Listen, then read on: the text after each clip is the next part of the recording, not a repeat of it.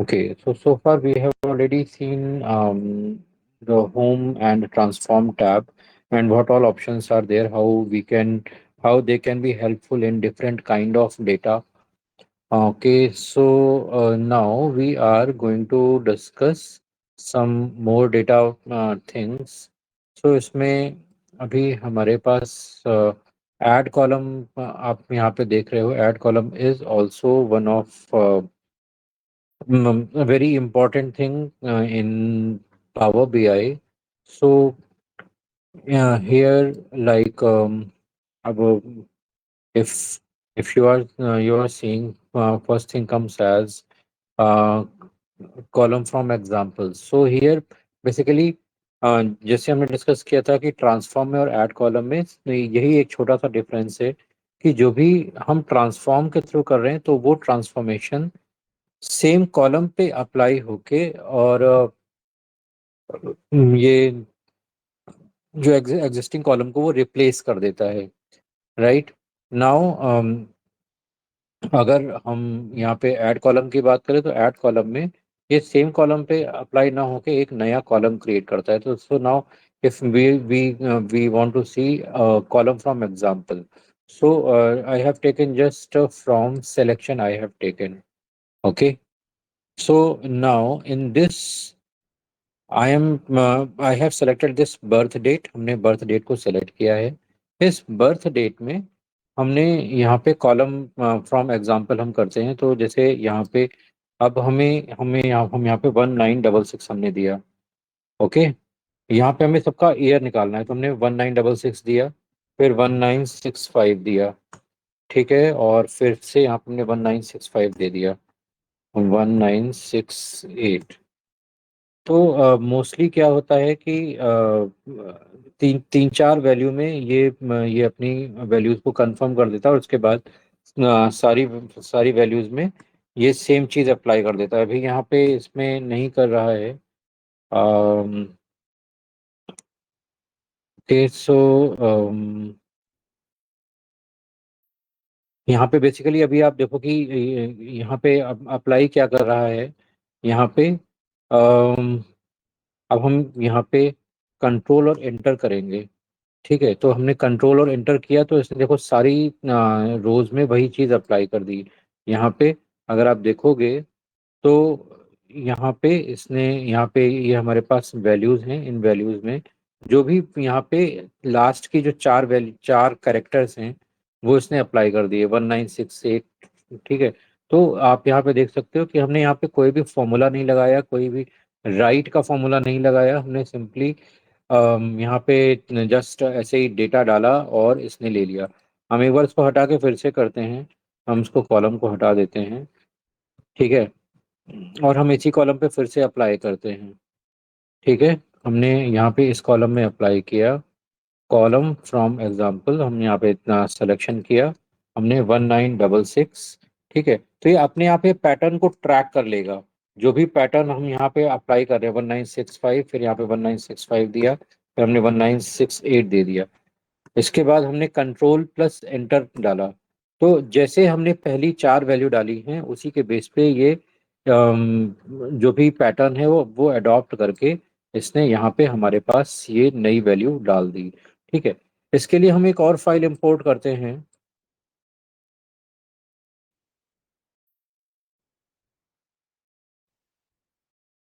Sorry, हमने apply कर दिया इसको.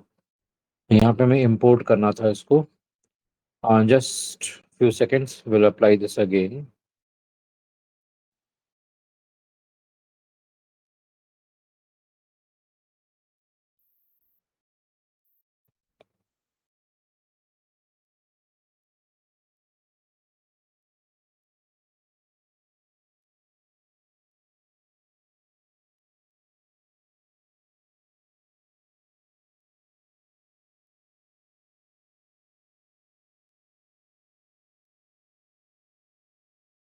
ओके, तो हम यहाँ पे फिर से गए ट्रांसफॉर्म डेटा पे और यहाँ पे हम न्यू सोर्स पे जाते हैं.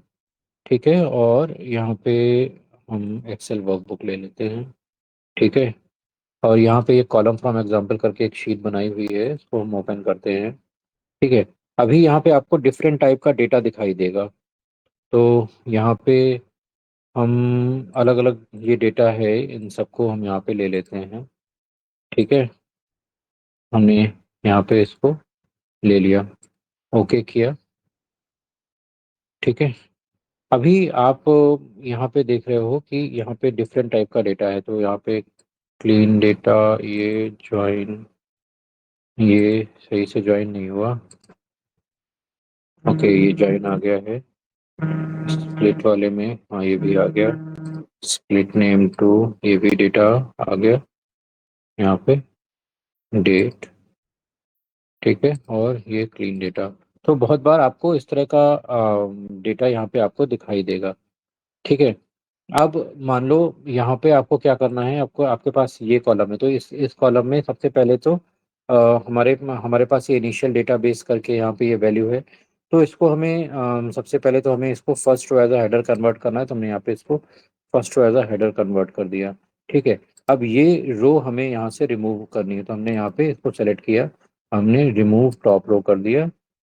ठीक है, तो हमने यहाँ पे वन रो हटानी है, हमने इसको हटा दिया।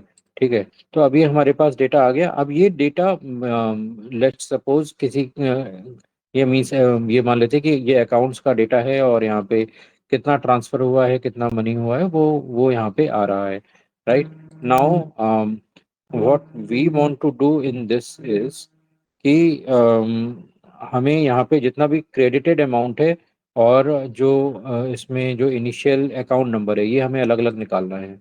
राइट, तो हम यहीं पे गए, कॉलम फ्रॉम एग्जाम्पल, कॉलम हमने यहाँ पे दिया, और यहाँ पे हम नंबर टाइप करेंगे, 20068416 राइट। फिर यहाँ पे हमने 201853 058। ठीक है, ये दो हमने वैल्यू डाल दी। अब देखो बाकी वैल्यू अपने आप से डिस्प्ले होने लगी।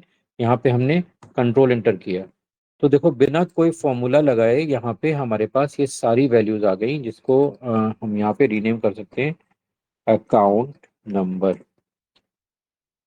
ओके, इसी तरह से हम दूसरा, हम हमें अभी इनका अमाउंट भी निकालना है। अब ये अमाउंट हमें इस कॉलम पे निकालना है। यहाँ पे ये अमाउंट दिया हुआ है, तो हमने इसको सेलेक्ट किया, यहाँ पे कॉलम, और यहाँ पे हम डाल देते हैं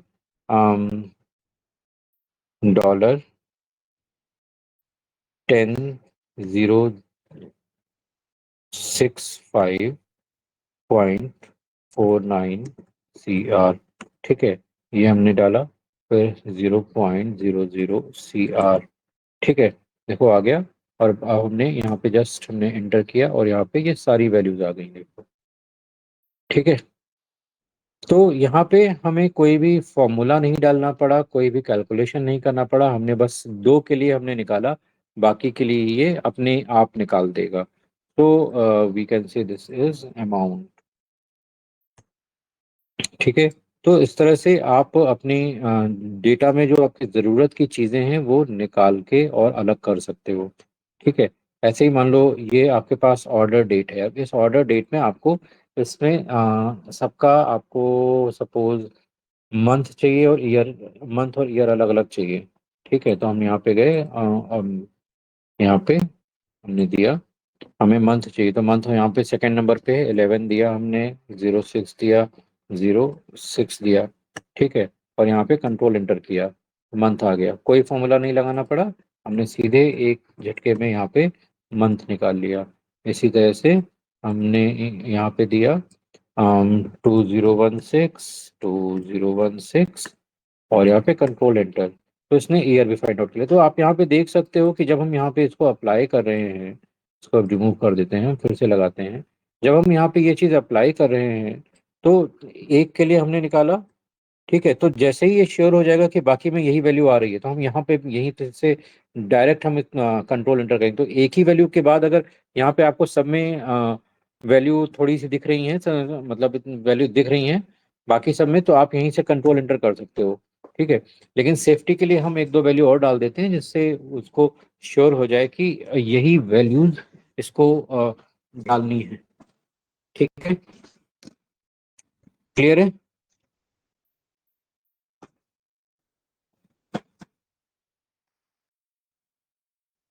okay, so like this you can do these things.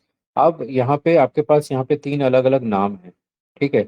तो फर्स्ट फर्स्ट नेम है, मिडिल नेम है, लास्ट नेम है। तो सबसे पहले तो हम यहाँ पे टेबल में गए और इसमें हम ट्रांसफॉर्म में जाके use first row as headers हमने यहाँ पे किया। तो यहाँ पे first name, middle name, last name ऊपर आ गया। अभी यहाँ पे हम क्या करते हैं कि हम यहाँ पे तीनों को हमें कंबाइन करना है, ठीक है। तो देखो बिना फॉर्मूले के कैसे कंबाइन कर सकते हैं। तो अब हमें जो नई फील्ड बनानी है वो तीनों को मिला के बनानी है। तो हमने यहाँ पे तीनों को सेलेक्ट किया और यहाँ पे ऐड कॉलम में गए और यहाँ पे फ्रॉम सिलेक्शन या फ्रॉम ऑल कॉलम्स भी कर सकते हैं यहाँ पे। तो चलो ऑल कॉलम ही कर लेते हैं। और अभी हम यहाँ पे, चलो हम यहाँ पे नाम देते हैं, ठीक है। हमने यहाँ पे दिया सलिल और जैन नाम दिया, ठीक है। अभी आप देखोगे तो यहाँ पे ज्यादातर नाम आ गए, लेकिन जहाँ पे तीन नाम है, यहाँ पे ये देखो, यहाँ पे दीपक चंद्र फुलारा करके तीन नाम है, लेकिन यहाँ पे दीपक फुलारा ही आया है, तो ये हमारी वैल्यू सही नहीं आई है। ऐसे यहाँ पे आकाश कुमार मिश्रा है, लेकिन यहाँ पे ये अजय कुमार मिश्रा है, लेकिन यहाँ पे अजय मिश्रा ही आया है, ठीक है। तो हमारे पास सही वैल्यू नहीं आ रही है, ठीक है। तो हम इसको कैंसिल करते हैं। अभी हम फिर से इसको यहीं पे गए, कॉलम फ्रॉम ऑल कॉलम्स हमने लिया और हमने इस वैल्यू की बजाय हमने यहाँ पे जहाँ पे तीन है वहां पे वैल्यू डाली, दीपक चंद्र फुलारा, ठीक है। और हमने यहाँ पे इसको एंटर किया। अभी देखो सारी वैल्यू सही आ गई, ठीक है। तो हमने एक वैल्यू दी और बाकी सारी वैल्यूज सही आ गई। कंट्रोल एंटर, इसने पूरे सब सारे नाम मर्ज कर दिए। तो यहाँ पे हम इसको रीनेम कर देते हैं फुल नेम, ओके। तो इस तरह से आप अपनी अपने डेटा में वैल्यूज को मर्ज भी कर सकते हो। तो अलग अलग नाम दिए हैं या अलग अलग कोई वैल्यूज दी हैं, तो आपको किसी भी फॉर्मूले को लगाने की ज़रूरत नहीं है। जस्ट आपको सिंपली एक वैल्यू देनी है और दो, एक या दो वैल्यू आपको एग्जाम्पल के लिए देनी है, ये अपने आप समझ जाएगा और वो सारी वैल्यूज को अपने आप फिलअप कर देगा, ठीक है। क्लियर है सबको?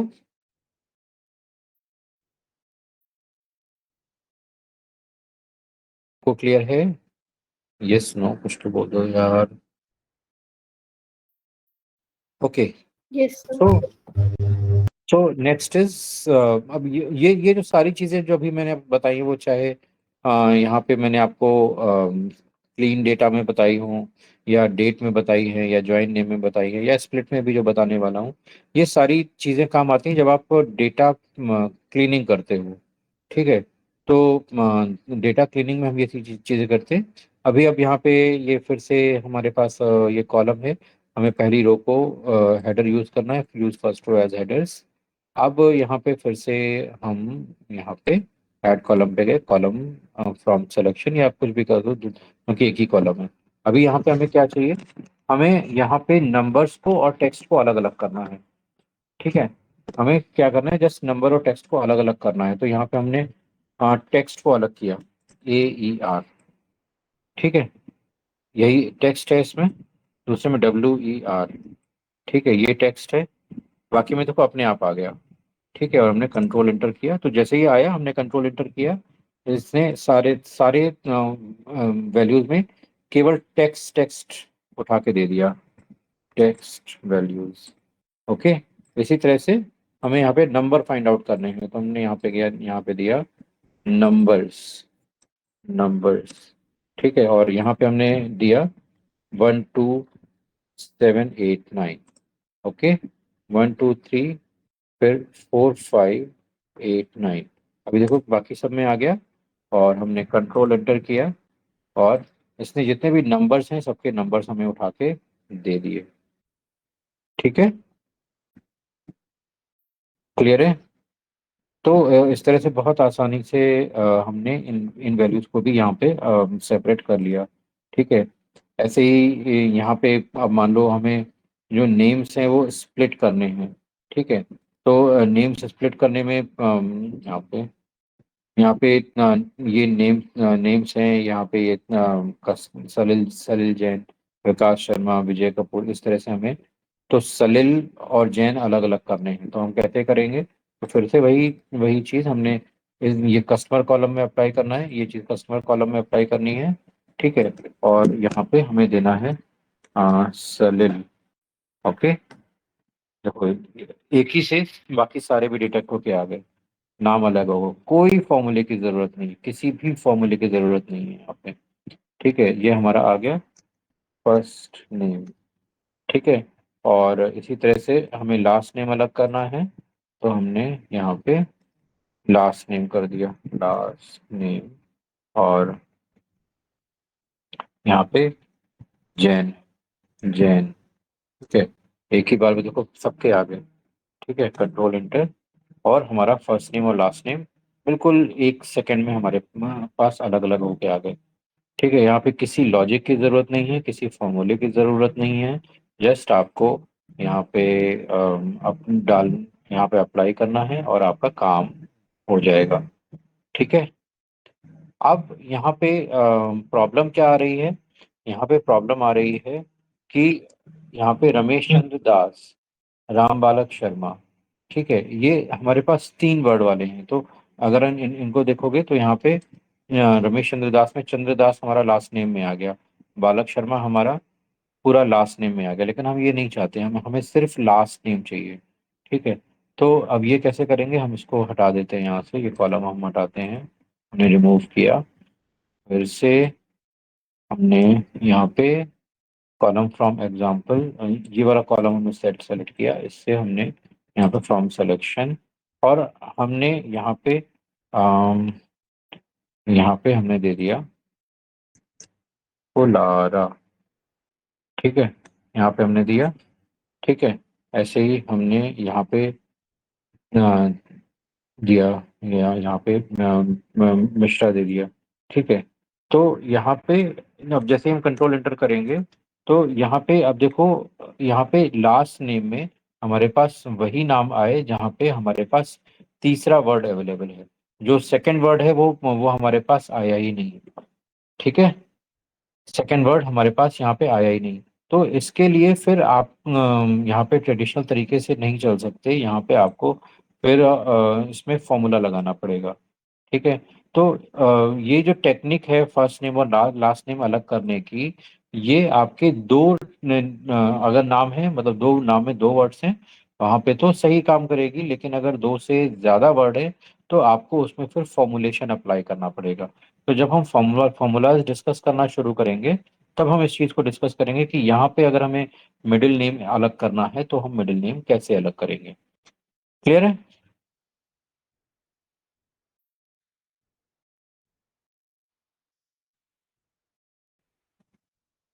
क्लियर है सबको?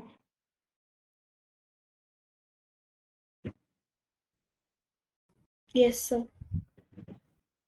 ओके। सो अभी हम, हाँ, अब इसके बाद आ जाते हैं हम हमारे पास कस्टम कॉलम। सो कस्टम कॉलम क्या होते हैं कि जब भी हमें किसी कॉलम के बेस पे कोई कैलकुलेशन करके कुछ बनाना होता है, तो फॉर एग्जांपल यहाँ पे मान लो यहाँ पे क्लोजिंग बैलेंस है। ठीक है। अब क्लोजिंग बैलेंस के बेस पे हमें इनको इंटरेस्ट कैलकुलेट करना है, राइट? तो हम यहाँ पे फॉर्मूला लगाएंगे। हमने यहाँ पे लगाया इंटरेस्ट, इंटरेस्ट। ठीक है। तो इंटरेस्ट में हमने यहाँ पे क्लोजिंग बैलेंस दिया, और क्लोजिंग बैलेंस इंटू 4% हमने, 4 डिवाइडेड बाई 100। ठीक है।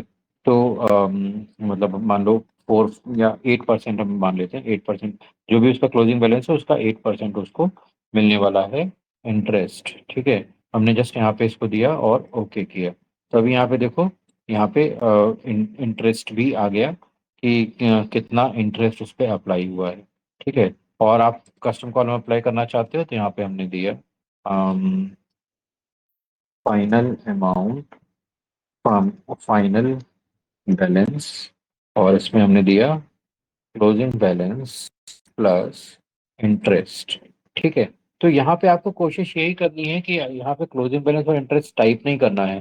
जैसे मान लो हम इसको यहाँ से बाहर आ जाते हैं, तो हमने यहाँ पे दिया फाइनल बैलेंस, और हम अब यहाँ पे टाइप कर रहे हैं क्लोजिंग। तो यहाँ पे इस तरह से आएगा। ठीक है, तो आपको पूरा यहाँ यहाँ पे जो वैल्यू आ रही है, फिर आप ये भी ये सेलेक्ट कर सकते हो। लेकिन कोशिश करो कि यहाँ पे आप टाइप ना करो, क्योंकि टाइपिंग होने में मैनुअल मिस्टेक्स होती है। यहाँ पे आपके पास डायरेक्ट फील्ड्स हैं, डायरेक्ट फील्ड्स को सेलेक्ट करो, तो जैसे वो जिस फॉर्मेट में आनी चाहिए वो उसको लेके और अपने आप अ, आगे प्रोसेस करेगा। तो यहाँ पे क्लोजिंग बैलेंस प्लस हमने इंटरेस्ट किया, तो यहीं पे आप डबल क्लिक करोगे तो भी यहाँ पे इंसर्ट होके आ जाएगा। या यहाँ पे आप इस पे इंटरेस्ट पे रख के और यहाँ पे इंसर्ट पे क्लिक करोगे तो भी वो आ जाएगा। ठीक है, और यहाँ पे हमने ओके किया, तो यहाँ पे फाइनल बैलेंस सबका आ गया कि अभी फाइनल बैलेंस क्या है। ठीक है, अभी यहाँ पे हम यहाँ पे सपोज अकाउंट टाइप के बेस पे हम कुछ और चीज़ें अप्लाई करना चाहते हैं। ठीक है, तो चलो यहाँ पे अप्लाई करते हैं कस्टम। ठीक है, और यहाँ पे अकाउंट अकाउंट एडवांटेज। ठीक है, और यहाँ पे हमने दिया कि अगर हमारा जो अकाउंट टाइप है, account type is equal to current, तो यहाँ पे हमें इफ कंडीशन लगानी पड़ेगी। इफ अकाउंट टाइप, तो यहाँ पे हमें अकाउंट टाइप देना है, हमने यहाँ पे दिया account type is equal to current.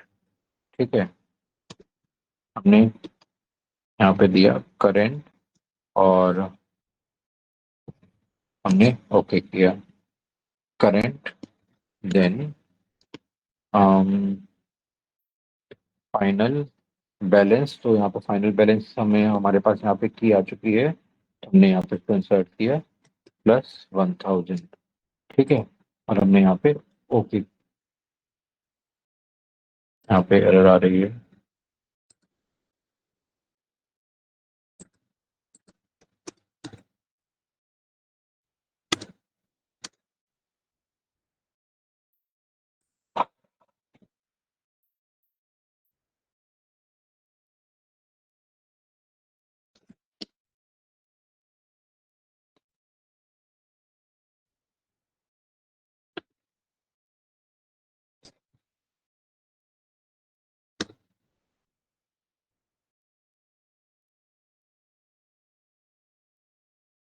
यहाँ पे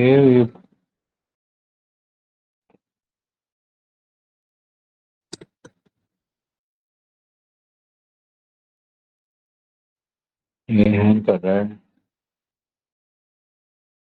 ये हैंग कर रहा है कुछ। चलो हम दूसरी टेबल में देखते हैं। यहाँ पे और कौन सी टेबल्स थी हमारे पास। यहाँ पे प्रोडक्ट, हाँ ये प्रोडक्ट की टेबल है। ठीक है, अब प्रोडक्ट में आप यहाँ पे कोई दूसरी चीज़ भी यहाँ पे अप्लाई करके देख सकते हो कि अब सपोज आपको कस्टम कॉलम बनाना है। कस्टम कॉलम में आपको जो जो प्रोडक्ट प्रोडक्ट की डिटेल है वो फाइंड आउट करनी है, तो इसमें डिस्क्रिप्शन में अम,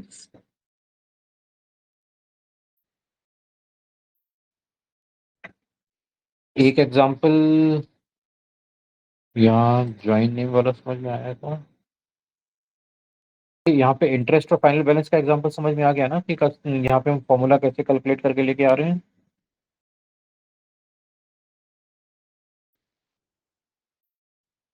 ये सबको समझ में आ रहा है।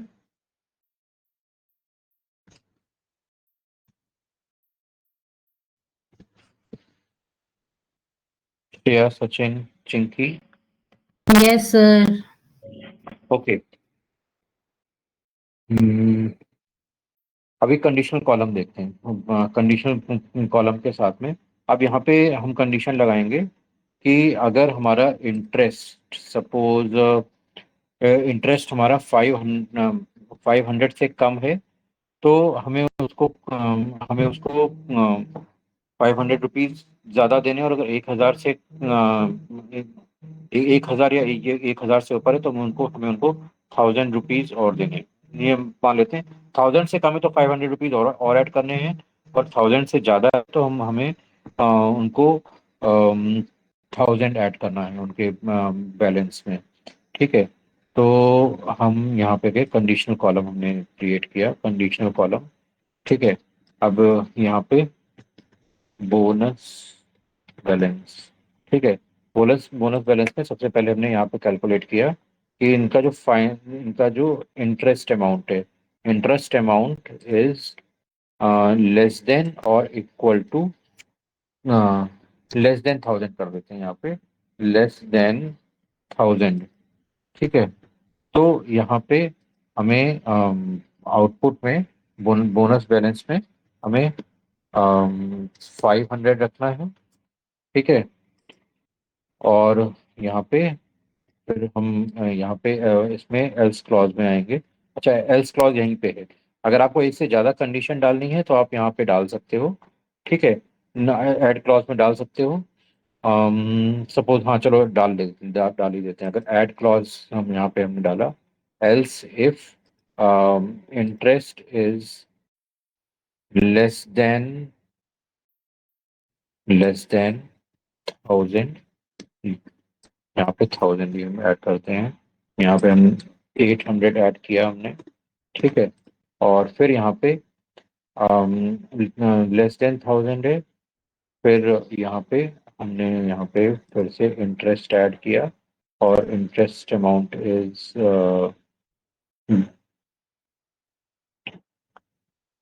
Less than 500। देन यहाँ पे हमने 500 ऐड किया, और यहाँ पे हमने 100 ऐड कर दिया लास्ट में। ठीक है, तो इस तरह से आप यहाँ पे वैल्यूज ऐड कर सकते हो। ठीक है, और यहाँ पे हमने ओके किया। ठीक है, तो यहाँ पे आप देखो कि बोनस बैलेंस यहाँ पे कितना कितना आ गया। यहाँ पे हमने कुछ गड़बड़ करी है, यहाँ पे 13,500 पे 100 ही बोनस बैलेंस आ रहा है, यहाँ पे 100 बोनस बैलेंस आ रहा है। और कुछ फॉर्मूले में हमने मिस्टेक की है।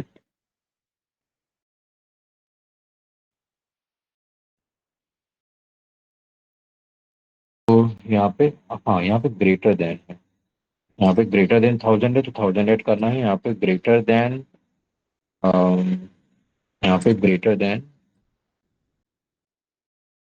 700 है तो हमें 800 ऐड करना है। और यहाँ पे ग्रेटर देन 500 है तो हमें 500 ऐड करना है, एल्स हमें 100 ऐड करना है। हाँ अब ठीक है, उल्टा उल्टा लगा दिया था हमने। ठीक है, और अब हमने यहाँ पे ओके किया। अभी आप यहाँ पे देखो कि यहाँ पे 1000 है, यहाँ पे 800 ही आ रहा है, लेकिन यहाँ पे 1200 है तो यहाँ पे 1000 आ रहा है। 560 है तो 500 आ रहा है, 500 से कम है तो यहाँ पे 100 रुपये ऐड होके आ रहा है। तो इस तरह से आप यहाँ पे देख सकते हो कि हमने कंडीशन लगा के कैसे हमने एक नया कॉलम हमने क्रिएट कर दिया। तो इस तरह से आप कंडीशनल कॉलम भी यहाँ पे क्रिएट कर सकते हो। ठीक है, इसी तरह से आपको कॉलम की इंडेक्सिंग यहाँ पे क्रिएट कर सकते हो। तो यहाँ पे जैसे देखो, यहाँ पे एक ये इंडेक्स कॉलम बन गया है। इंडेक्स कॉलम की स्टार्टिंग यहाँ पे 0 से हो रही है। ठीक है, अभी यहाँ पे इंडेक्स की आप 1 से स्टार्टिंग करना चाहते हो तो आप 1 से भी स्टार्टिंग कर सकते हो। तो यहाँ पे दूसरा इंडेक्स स्टार्ट हो गया इंडेक्सिंग 1 से। या आप अगर कस्टम स्टार्ट करना चाहते हो, सपोज आप यहाँ पे 1001 से स्टार्ट करना चाहते हो, जैसे हम इंडेक्सिंग उसमें कर रहे थे, पाइथन में इंडेक्सिंग कर रहे थे इंक्रीमेंट बाई 1 ओनली। ओके, तो यहाँ पे 1001 से स्टार्ट हो गया। तो जैसे हम ये इंडेक्सिंग है, जैसे डिफॉल्ट इंडेक्सिंग कर रहे थे, ये इंडेक्सिंग है। और ये इंडेक्सिंग है कि ये जैसे हम इन्यूमरेट करके कर देते हैं, तो वैसे वैसे ही यहाँ पे इंडेक्सिंग काम कर रही है। तो आप यहाँ पे इंडेक्स कॉलम भी इस तरह से क्रिएट कर सकते हो। ठीक है, हम इनको हटा देते हैं, तो नहीं तो बाद में डुप्लीकेट करेंगे। ठीक है, किसी एक पर्टिकुलर कॉलम को आप डुप्लीकेट करना चाहते हो तो आप यहाँ पे डुप्लीकेट कर सकते हो। तो यहाँ पे देखो बोनस बैलेंस की कॉपी बन के आ गई, तो आप यहाँ पे डुप्लीकेट भी कर सकते हो। अब यहाँ पे ये वाला जो पार्ट है, और ये यहाँ से यहाँ तक का पार्ट, ये ऑलरेडी हम यहाँ पे ट्रांसफॉर्म में भी देख चुके हैं। यहाँ पे आप अगर आप देखोगे तो ये सारी चीज़ें हम ट्रांसफॉर्म में देख चुके हैं। ठीक है, सेम वही चीज़ें हैं, बस यहाँ पे डिफरेंस क्या होगा, यहाँ पे डिफरेंस क्या होगा, जो भी हम क्रिएट करेंगे वो एक नए कॉलम में क्रिएट हो जाएगा जाके। जब हम ट्रांसफॉर्म में वही चीज क्रिएट कर रहे थे तो वो सेम कॉलम में अपडेट कर देता था। यहाँ पे हम जो भी अपडेट करेंगे वो सेम कॉलम में जाके अपडेट हो जाएगा। क्लियर है? ऐड कॉलम में जहां जो भी अपडेट करेंगे वो नए कॉलम में ऐड होगा जाके। Sorry, my bad. ओके, ये चीज सबको समझ में आ रही है?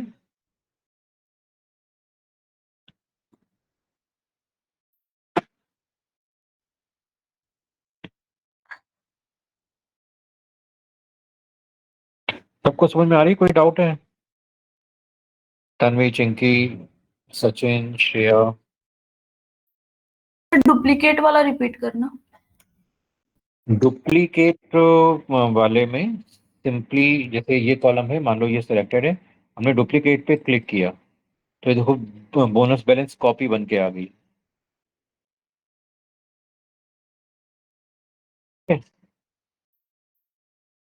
ठीक है सर। सिंपली, और कुछ नहीं करना है उसमें, कुछ और कुछ कुछ है ही नहीं उसमें। इतना समझ में आ गया? कोई डाउट है? अब यहाँ पे व्यू व्यू में आ जाओगे तो अब यहाँ पे ज़्यादा चीज़ें नहीं है।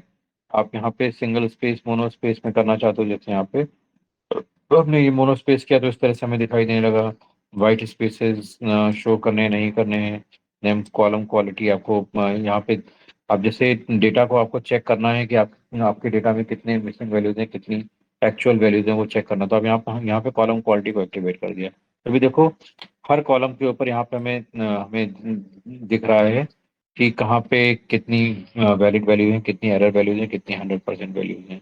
ठीक है, तो यहाँ पे देखोगे इस कॉलम में टेक्स्ट आफ्टर डेलीमीटर यहाँ पे दिखा रहा है कि वैलिड 15% वैल्यूज हैं, 85% वैल्यूज यहाँ पे ब्लैंक है। ठीक है, क्योंकि यहाँ पे वैल्यू नहीं आ रही, ठीक वैल्यू ही नहीं अवेलेबल। ठीक है, तो यहाँ पे केवल 15 वैल्यूज अवेलेबल हैं। तो 15 वैलिड दिखा रहा है, बाकी सारी यहाँ पे दिखा रहा है कि इनवैलिड वैल्यूज है, बाकी सब में तो 100% वैलिड है। ठीक है, ये किसी भी टेबल में जाओगे तो वहाँ पे वो उसकी क्वालिटी दिखाएगा। अभी आप सपोज यहाँ पे इस टेबल में भी देखो तो इस वाली टेबल में तो जहाँ पे आप एक कॉलम कॉलम क्वालिटी को ऑन रखोगे तो कॉलम क्वालिटी वो दिखाएगा ही दिखाएगा। ठीक है, अभी हम सपोज यहाँ पे गए, यहाँ पे डेटा में, तो यहाँ पे भी वो उसी के अकॉर्डिंग वैल्यू दिखा रहा है। ठीक है, आप और किसी बड़ी टेबल में जाते हो, यहाँ पे कस्टमर टेबल में गए तो आप कस्टमर टेबल में आप यहाँ पे देख सकते हो। अभी यहाँ पे सारी वैल्यूज हमें दिखा रहा है, क्योंकि यहाँ पे भी कोई मिसिंग वैल्यू ज़्यादा है नहीं, तो जैसा भी डेटा है वो एज इट इज 100% यहाँ पे शो कर रहा है। ठीक है, इसी तरह से कॉलम डिस्ट्रीब्यूशन प्रोफाइल, तो कॉलम डिस्ट्रीब्यूशन प्रोफाइल अगर हम यहाँ पे क्लिक करते हैं तो यहाँ पे देखो ये कॉलम का डिस्ट्रीब्यूशन दिखा रहा है। अब ये डिस्ट्रीब्यूशन किस सेंस में दिखा रहा है कि कितनी यूनिक वैल्यूज हैं उसके सेंस में यहाँ पे दिखा रहा है। तो अम, जो काम आपको पैंडास में या पाइथन में बहुत ज़्यादा कमांड लगा के करना पड़ता है, वो यहाँ पे वो सिंपल वन क्लिक से एक बार में सारी चीज़ें हमें दिखा रहा है कि यहाँ पे प्रीफिक्स में कितनी यूनिक वैल्यूज हैं। इसने दिखा दी 3 यूनिक वैल्यूज हैं। ठीक है, और लेस देन 1% एम्प्टी है, मतलब एम्प्टी वैल्यूज भी हैं यहाँ पे, लेकिन लेस देन 1% ही एम्प्टी वैल्यूज हैं। ठीक है, यहाँ पे फर्स्ट नेम है तो फर्स्ट फर्स्ट नेम यहाँ पे हमें इस तरह से दिखा रहा है कि कितने हमारे पास यूनिक फर्स्ट नेम है। 428 टोटल टोटल डिस्टिंक्ट है। इसमें से one one seven one 176 unique values हैं। तो नाम रिपीटेड भी हैं यहाँ पे, काफी सारे नाम रिपीटेड हैं यहाँ पे अगर आप देखोगे तो।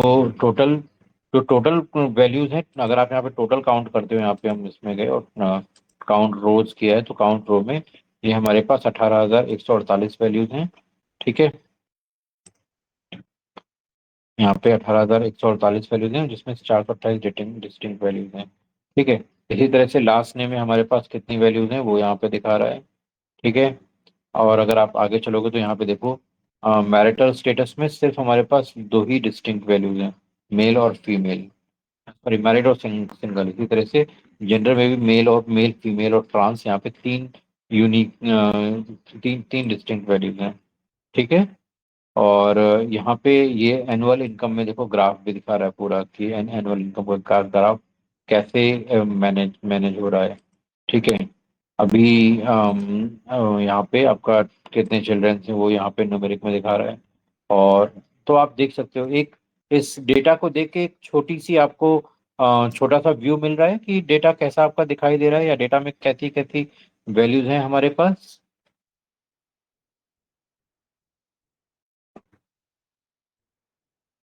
यस और नो। Yes sir. ओके। ऐसे ही यहाँ पे हम कॉलम प्रोफाइल पे जाते हैं। ठीक है, तो कॉलम प्रोफाइल पे आप जिस भी कॉलम को हम सेलेक्ट करेंगे तो उसका प्रोफाइल यहाँ पे डिटेल में दिखा रहा है। जैसे अब यहाँ पे हमने होम ओनर का प्रोफाइल देखा तो होम ओनर में हमारे पास यस वाले कितने कितने हैं वो यहाँ पे दिखा रहा है 726। मतलब 72% हमारे पास होम ओनर यस हैं। और बाकी जो हमारे पास 27% होम ओनर्स हैं वो नहीं है।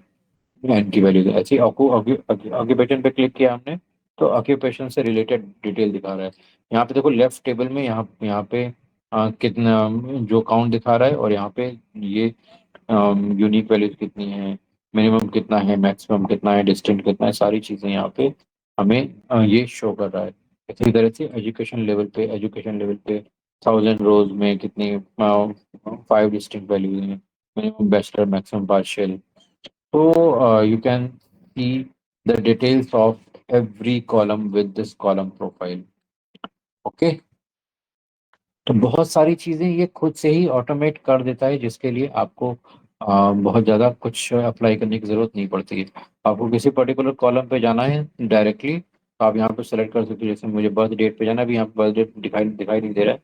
हमने ओके किया तो इसने हमें डायरेक्ट बर्थ डेट के कॉलम पे लाके पटक दिया। ठीक है, किसी और कॉलम पे जाना है जो कि यहाँ पे सामने दिखाई नहीं दे रहा है। बहुत सारे कॉलम्स हैं उसमें आप कॉलम पे गए, सिंपली ऑक्यूपेशन और हमने ओके किया और ये हमें इसने हमें ऑक्यूपेशन पे ले जाके रख दिया। तो आप डायरेक्टली किसी कॉलम पे जाना चाहते हो तो यहाँ पे व्यू में आप इससे भी जा सकते हो। ठीक है।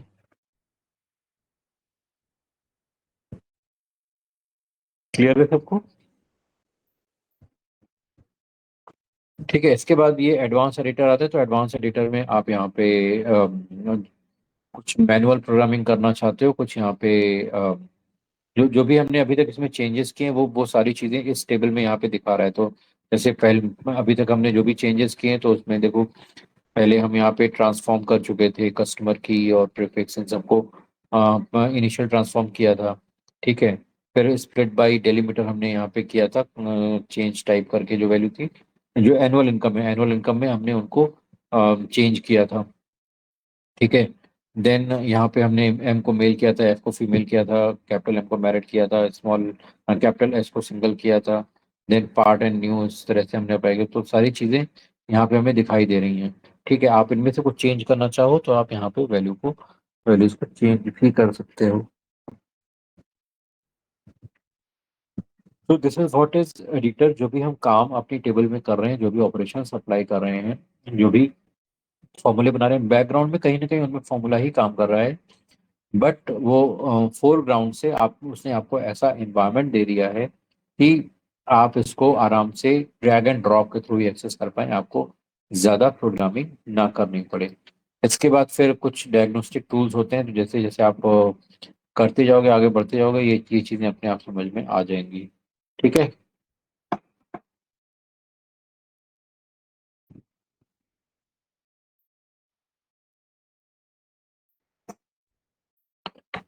Let us proceed further. तो यहाँ पे जितने भी ऑप्शंस हैं अगर आपने इन सारे ऑप्शंस को भी एक बार अच्छे से स्टडी कर लिया और प्रैक्टिस कर लिया तो आप डेटा मींस पावर बीआई के एरिया में आप ठीक ठाक काम करने लग जाओगे। राइट, क्योंकि किसी भी डेटा में जब भी हम डेटा पे काम करते हैं तो उसमें अ, मान लो अगर हमारा 2 महीने का पूरा प्रोजेक्ट है तो 2 महीने में लगभग 1 महीने हमारा सिर्फ डेटा क्लीनिंग में ही आता है और यही सबसे बड़ा काम होता है, data cleaning and data preparation. once you are able to do this data cleaning and data preparation according to according to your available project, then definitely after that तो उसके बाद उतना काम नहीं बचता है। केवल आपको अंडरस्टैंडिंग के अकॉर्डिंग ग्राफ्स को डेवलप करना होता है, नीड के अकॉर्डिंग ग्राफ्स को डेवलप करना होता है। ठीक है। अब यहाँ पे हमारे पास ये तो हुए हमारे वो ऑप्शंस जो हमें सामने दिखाई देते हैं। ठीक है। अब इसके बाद हमारे पास अब आएगा हमारा डेटा मॉडलिंग। ठीक है। तो हम अब मैं एक नया प्रोजेक्ट स्टार्ट करता हूँ, उसमें पहले इसको मैं क्लोज एंड अप्लाई कर देता हूँ। फिर मैं एक नया प्रोजेक्ट स्टार्ट करता हूँ। इसमें फिर से अब मैं डेटा को अब अभी तक तो मैंने एग्जांपल के लिए बहुत सारी फाइल्स ली थी, जैसे यहाँ पे फिल अप है, फिल डाउन है। ये सारी चीज़ें सिर्फ फाइल आपको समझाने के लिए फाइल्स थी, जैसे कॉलम फ्रॉम एग्जांपल्स वाली है। सबका मॉडलिंग में कोई यूज नहीं होने वाला था, तो आपको ठीक से समझ में इसलिए ली थी। अभी अब हम यहाँ पे फिर से एक नया प्रोजेक्ट स्टार्ट करते हैं। हमने ब्लैंक ब्लैंक रिपोर्ट स्टार्ट करी। ठीक है। अब मैं यहाँ पे वही फाइल्स उठाऊंगा जो हमारे पास मॉडलिंग से रिलेटेड जरूरी है, और उसी पे हम काम करेंगे, जिससे आपको वन बाय वन धीरे धीरे सारी चीजें आपको पता लगे कि कैसे आप रियल टाइम प्रोजेक्ट पे काम करते हो। तो रियल टाइम प्रोजेक्ट पे काम यहाँ पे अगर आप देखोगे, डीएस यहाँ पे पावर बीआई। ओके। तो यहाँ पे ये एडब्ल्यू वर्क्स है। ठीक है। एडब्ल्यू वर्क्स में हमारे पास ये देखो एडवेंचर वर्क्स करके यहाँ पे बहुत सारी फाइल्स पड़ी हुई हैं। ठीक है। ये सारी फाइल्स हैं एडवेंचर वर्क्स की पड़ी हुई हैं। ठीक है। इस एडवेंचर वर्क्स में आपके पास कस्टमर की फाइल है, कैलेंडर है, यहाँ पे वर्क एडवेंचर वर्क्स का लोगो भी है हमारे पास, एंड देन कौन कौन सी प्रोडक्ट की कैटेगरीज हैं, कौन कौन से प्रोडक्ट हैं, कौन सी सब कैटेगरीज हैं, वर्क रिटर्न्स कितने हुए हैं, मतलब जितने जो भी हमारे पास हमने ऑर्डर प्लेस किए उसमें से कितनी कितने रिटर्न हुए हैं।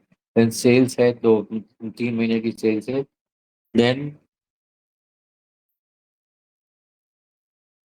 कौन कौन सी ये वर्क टेरिटरीज में काम कर रहे हैं। तो ये एक फुल फ्लेज्ड डेटा है, इसको हम इंपोर्ट करते हैं वन बाय वन। ओके।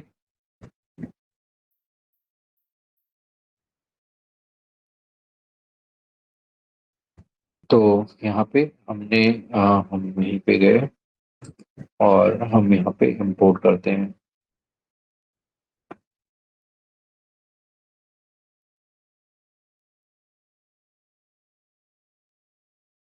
ठीक है। सबसे पहले हमने अब यहाँ पे आप एक बार में एक ही टेबल उठा सकते हो, एक बार में मल्टीपल टेबल नहीं उठा सकते, तो हम यहाँ पे वन बाय वन करके सारी टेबल्स उठा लेते हैं। यहाँ पे ये में ट्रांसफॉर्म, हम सबको ट्रांसफॉर्म में ही लेके जाएंगे पहले, इसके बाद फिर आगे यहाँ पे करेंगे। ठीक है। और फिर यहाँ पे हमने दूसरी टेबल उठाई।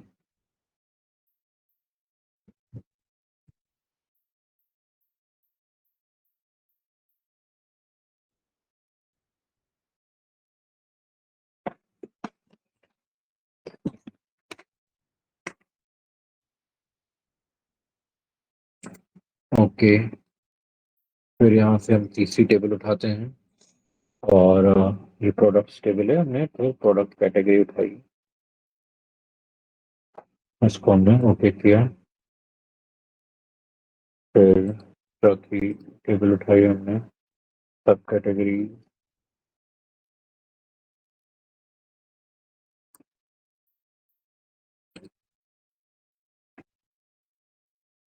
उसके बाद सब कैटेगरीज के बाद हमने रिटर्न्स की टेबल भी उठा ली। वन बाय वन सारी टेबल यहाँ पे हम उठा रहे हैं। ठीक है। फिर टेक्स्ट और यहाँ पे अभी हमारे पास रिटर्न्स की आ गई। सेल्स की टेबल, सेल्स की हम बाद में उठाते हैं। ठीक है। हमने यहाँ पे ओके किया। ठीक है। और हमने ओके यहाँ पे कर दिया। ये सेल्स, ये आ गई टेरिटरीज पे। अब यहाँ पे हम AW सेल्स, और हम यहाँ पे फोल्डर कनेक्ट कर लेते हैं। ठीक है। फोल्डर ही कनेक्ट कर लेते हैं। तो यहाँ पे मोर पे गए, और हमने फोल्डर किया, कनेक्ट, ब्राउज किया,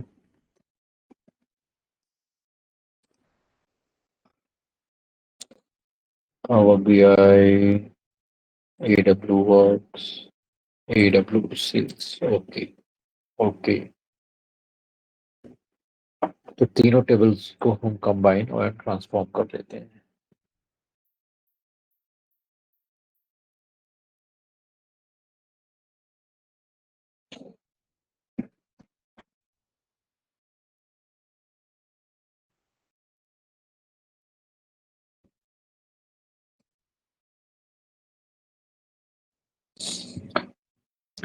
तो अभी आप देख सकते हो यहाँ पे हमारे पास डिफरेंट टेबल्स आ गई यहाँ पे।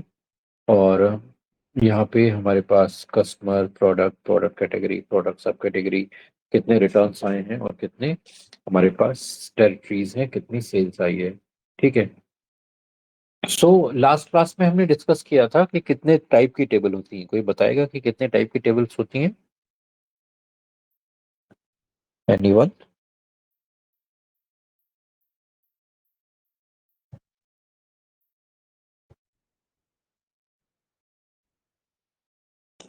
कोई बताएगा कि कितने टाइप्स की टेबल होती हैं?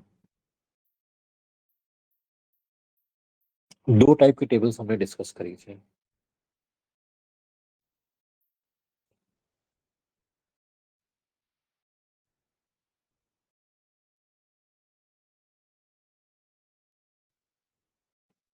भूल गए सब? हमने दो डिस्कस करी थी, एक थी हमारे पास डायमेंशन टेबल, और दूसरी दूसरी कौन सी थी?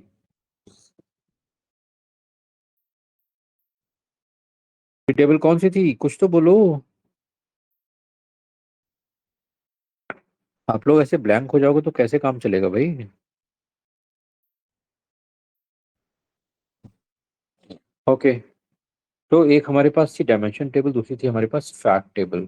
तो फैक्ट टेबल, इनमें से कौन कौन सी फैक्ट टेबल्स हैं, कोई बताएगा अगर किसी को याद हो तो?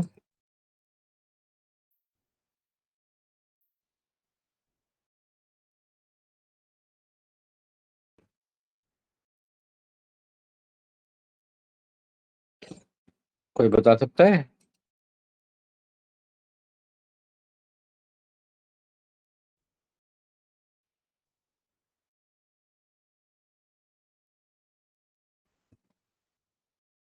डायमेंशन टेबल क्या होती है, फैक्ट टेबल क्या होती है, दोनों की क्या प्रॉपर्टीज होती हैं, सब भूल गए। कितने अच्छे से बताया था मैंने।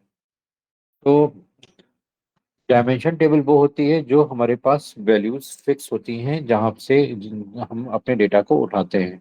और फैक्ट टेबल वो होती हैं जो डे बाय डे चेंज होती है, जिनकी रिपोर्ट हमें डे वाइज जनरेट करनी होती है। तो यहाँ पे जो हमारी सेल्स टेबल है और ये रिटर्न्स टेबल है, ये दोनों है हमारे पास फैक्ट टेबल्स। तो हम इनको रीनेम कर लेते हैं यहाँ पे एफ और sales. F means fact table और सेल्स है टेबल का नाम। यहाँ पे हमने दे दिया फैक्ट टेबल, और यहाँ पे हमने इसको दे दिया रिटर्न टेबल। ठीक है। ये देखो, ये सारे कंसेप्ट बहुत इंपॉर्टेंट हैं जब आप डेटा पे काम करना स्टार्ट करोगे। अभी आप ये मान सकते हो कि आपने रियल टाइम में डेटा पे काम करना स्टार्ट कर दिया है। ठीक है। रियल टाइम डेटा में जब आप काम करने जाओगे तो आपको ऐसे ही काम करना है। आपको फाइंड आउट करना पड़ेगा कि कौन सी डायमेंशन टेबल है, कौन सी फैक्ट टेबल है। ठीक है। तो ये कस्टमर टेबल कौन सी टेबल है? कस्टमर टेबल कौन सी टेबल है? फैक्ट है कि डायमेंशन है?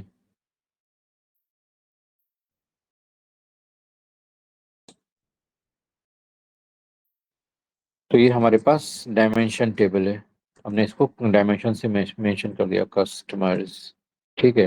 प्रोडक्ट टेबल, ये भी हमारे पास डायमेंशन टेबल है। प्रोड प्रोडक्ट कैटेगरी।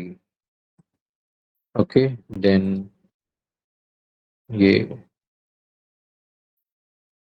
नहीं, ये प्रोडक्ट टेबल है, ये प्रोडक्ट टेबल ही है।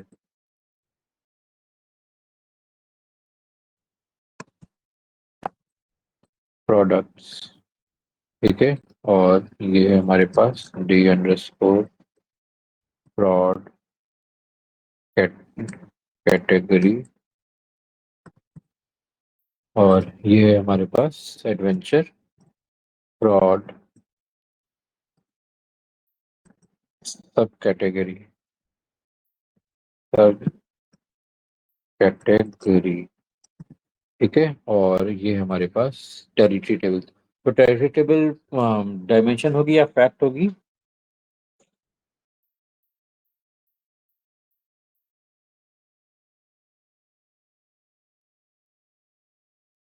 डायमेंशन टेबल होगी या फैक्ट टेबल होगी? Any idea? डायमेंशन। तो ये डायमेंशन टेबल होगी, तो ये हमारे पास टेरिटरीज। सी, आप लोग प्लीज रिस्पॉन्ड करते रहो, वरना मुझे आ, बिल्कुल भी पढ़ाने में मजा नहीं आती है। तो प्लीज जब भी मैं पूछूं रिस्पॉन्ड करते रहो, ठीक है। तो हमने यहाँ पे ये तो फाइंड आउट कर लिया कि कौन सी हमारी प्रोडक्ट टेबल है, कौन सी कैटेगरी टेबल है। एक बार हम यहाँ पे एक बार देख लेते हैं टेबल में कि हमारी हमारी वैल्यू सही से रीड हुई है या नहीं हुई है। तो अभी देखो यहाँ पे ये एनुअल इनकम है, एनुअल इनकम सही से रीड नहीं हुई है, ठीक है। यहाँ पे हमें क्या करना है, इसको सही करना है। तो सही करने में हमें यहाँ पे क्या करना है, हमें हमें इसको कन्वर्ट करना है। तो इसको कन्वर्ट करने में हमने बाय डेलीमीटर किया, यहाँ पे ट्रांसफॉर्म से करते हैं, ठीक है। तो ट्रांसफॉर्म में हमने स्प्लिट कॉलम बाय डेलीमीटर और हमने यहाँ पे डॉलर डाल दिया और ओके किया, ठीक है। तो डॉलर डालते ही ये हमारा इधर हो गया, ये हमने रिमूव कर दिया और ये हमारी हो गई एनुअल इनकम, ठीक है। तो सारी टेबल्स में हमें एक बार ये देखना है कि जितनी भी टेबल्स हमारे पास बनी हुई हैं वो उसमें जो डेटा है हमारे पास वो डेटा सही आ रहा है या नहीं आ रहा है, ठीक है। बस हम एक बार देख लेते हैं। तो यहाँ पे प्रोडक्ट टेबल में है, प्रोडक्ट टेबल में प्रोडक्ट की प्रोडक्ट सब कैटेगरी, यहाँ पे नाम हम सही है सारा, और product size, product style, product cost दोनों, प्रोडक्ट प्राइस, प्रोडक्ट कॉस्ट दोनों यहाँ पे नंबर्स में है। प्रोडक्ट कैटेगरी में आ जाओ। तो अब यहाँ पे कैटेगरी में देखो हमारे पास यहाँ पे चार कैटेगरीज हैं, लेकिन अभी यहाँ पे ये सही नहीं आ रही। तो हमने यहाँ पे क्या किया, इस टेबल को हमने ट्रांसपोज किया। तो हम इसको टेबल को ट्रांसपोज कर देंगे और यहाँ पे हम नाम दे देते हैं कैटेगरी आईडी, और यहाँ पे हमने नाम दे दिया कैटेगरी नेम, ओके। इस तरह से हमने यहाँ पे नाम दे दिया।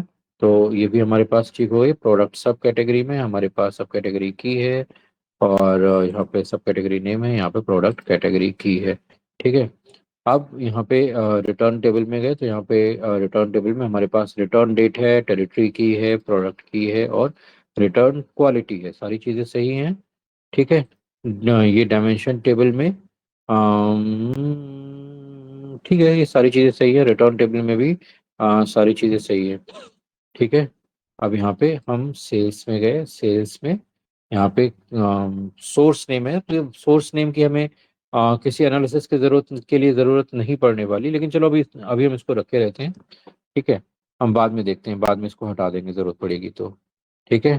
फिर यहाँ पे हमने ऑर्डर डेट देखा, स्टॉक डेट देखा, ऑर्डर नंबर प्रोडक्ट की कस्टमर की नंबर में है, टेरिटरी की नंबर में है, order line item and order quantity, ठीक है।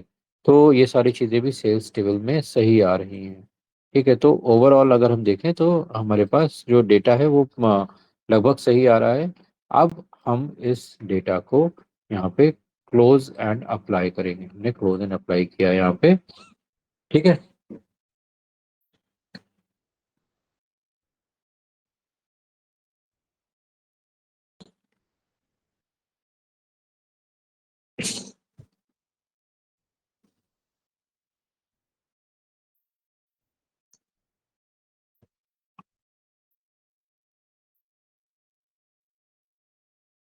तो ये यहाँ पे हमारे पास ये चीज़ें अप्लाई होके आ गई, ठीक है। और यहाँ पे हमारे पास आप देखोगे यहाँ पे ये डेटा आ गया, ठीक है।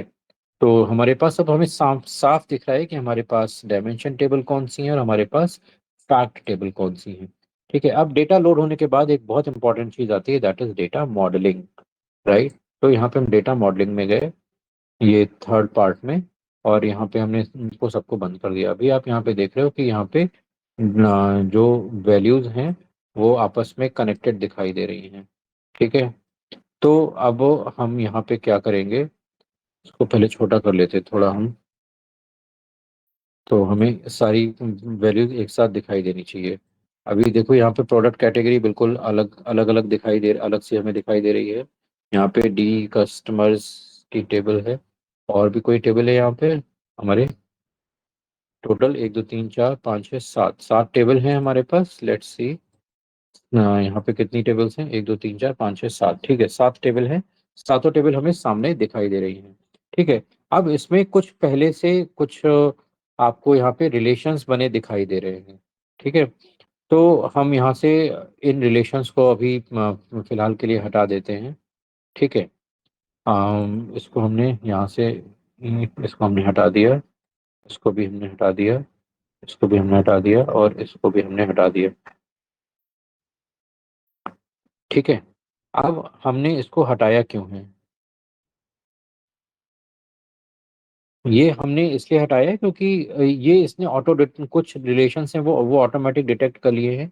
कभी कभी जो ऑटो डिटेक्ट रिलेशनशिप्स है वो हमारे लिए उतनी यूजफुल नहीं होती हैं। तो हम अपनी मॉडलिंग के हिसाब से यहाँ पे हम सब में रिलेशंस एस्टैब्लिश करेंगे। तो अब यहाँ पे जब आप यहाँ टेबल्स में रिलेशनशिप एस्टैब्लिश कर रहे हो, तो आपको ये ध्यान रखना है कि जो आपकी रिलेशनशिप है, पहली चीज जहां से भी प्राइमरी की उठ रही है, आपकी रिलेशनशिप वहां से सोर्स होनी चाहिए। ठीक है, तो इसमें आप जब जब जब रिलेशनशिप हम यहाँ पे इतना डिफाइन करेंगे। ठीक है, तो रिलेशनशिप डिफाइन करने में मॉडलिंग इन पावर बीआई। ठीक है, making relationships between the tables. जब आप टेबल्स के बीच में रिलेशनशिप को डिफाइन कर रहे हो, तो आपको पहली चीज ध्यान रखनी है कि relationship should source from primary की टू फॉरेन की। ठीक है, प्राइमरी की टू फॉरेन की सोर्स होनी चाहिए। आपकी जो रिलेशनशिप है वो फॉरेन की से प्राइमरी की तरफ सोर्स नहीं हो सकती। ठीक है, understood? Yes. So for example, अभी यहाँ पे आपके पास लेट्स से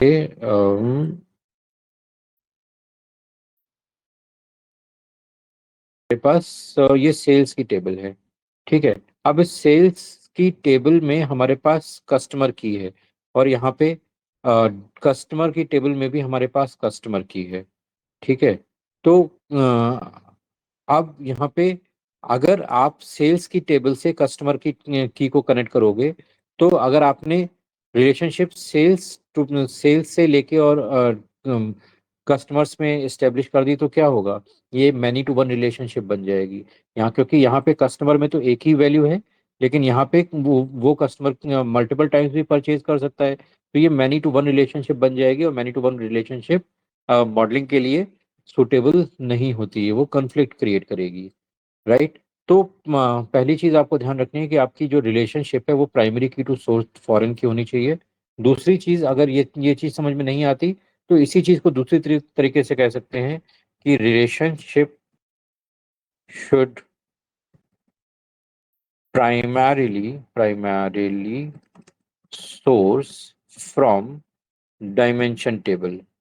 ठीक है, डायमेंशन टेबल से आपकी रिलेशनशिप फोर्स स्टार्ट होनी चाहिए। ठीक है, और relationship can not own at fact table. Okay, fact table पे आपकी जो रिलेशनशिप है वो कभी ओन नहीं हो सकती, क्योंकि जो फैक्ट टेबल है, फैक्ट टेबल में वैल्यूज बहुत फ्रीक्वेंटली चेंज होती हैं, values day by day add हो सकती हैं। लेकिन कस्टमर टेबल में या किसी भी डायमेंशन टेबल में वैल्यूज उतनी तेजी से ऐड नहीं होंगी। ठीक है, क्लियर है?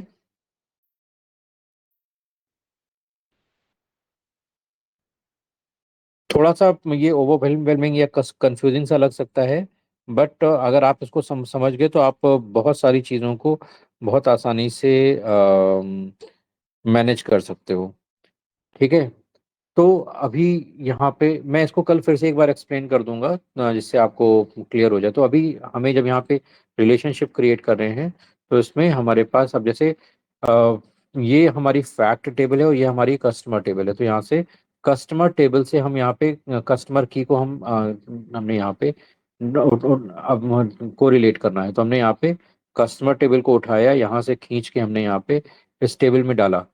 ठीक है। इस टेबल में कस्टमर की के ऊपर हमने इसको लाके छोड़ दिया। ठीक है।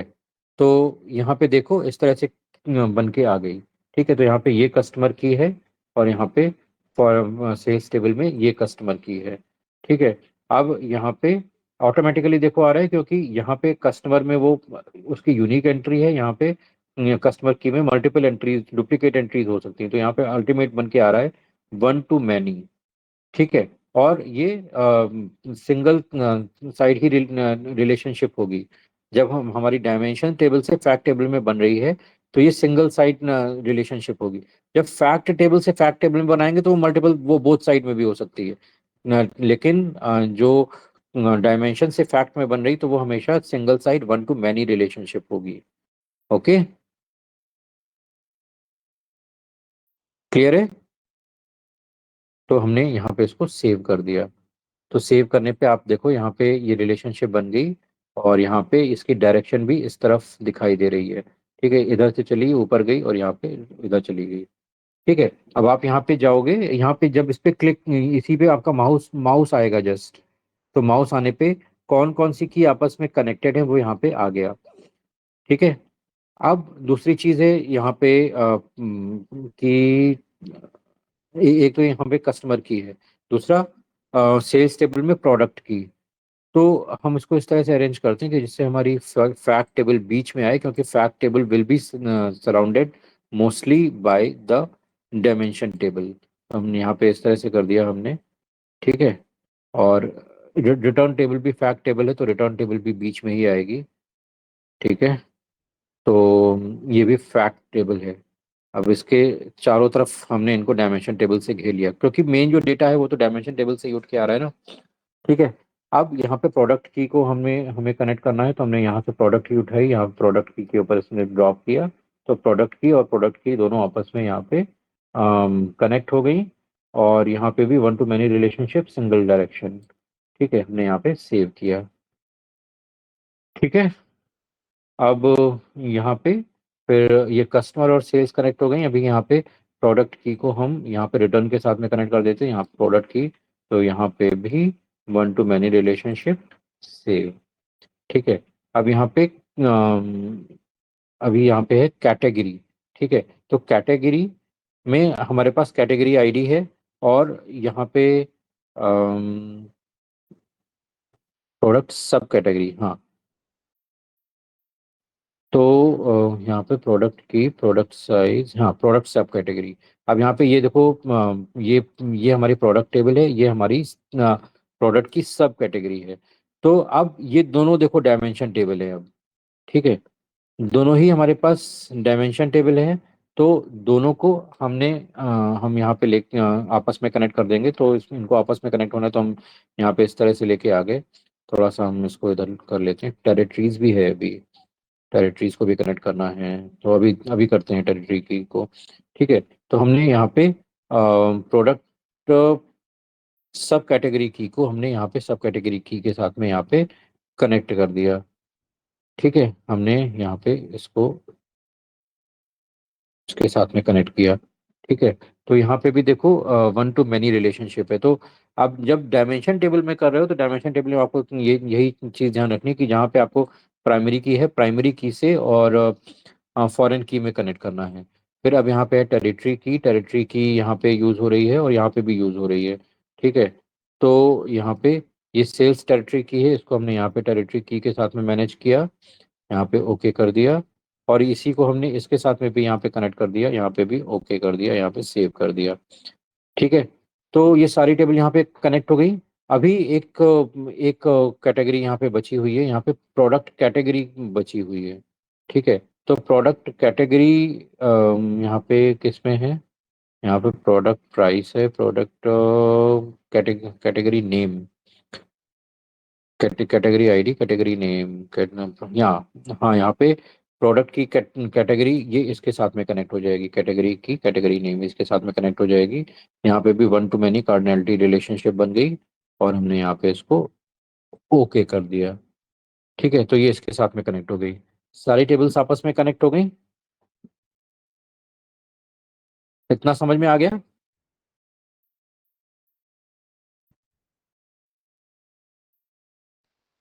इतना समझ में आया? Yes, no?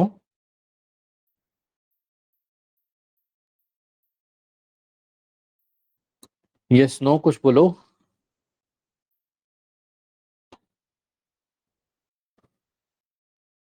डोंट वरी, अगर ये चीज पूरी तरह से समझ में नहीं आई है, आई रिपीट दिस अगेन। ठीक है, मैं इसको ये इस टॉपिक को फिर से एक बार रिपीट कर दूंगा। बस यहाँ पे लेकिन ये चीज़ समझना बहुत ज़रूरी है।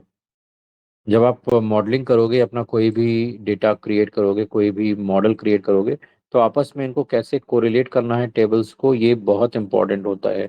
तो किस टेबल को कहाँ पे कैसे कोरिलेट करना है, ये आपको over the period of time पता लगेगा। देन आप इसको कोरिलेट करके और वैल्यूज को मैनेज कर सकते हो। ठीक है, सो हम अभी अभी के लिए यहीं तक रखते हैं। हम इसको एक बार फिर से कल फिर से डिस्कस करेंगे। ठीक है? ठीक है, ओके।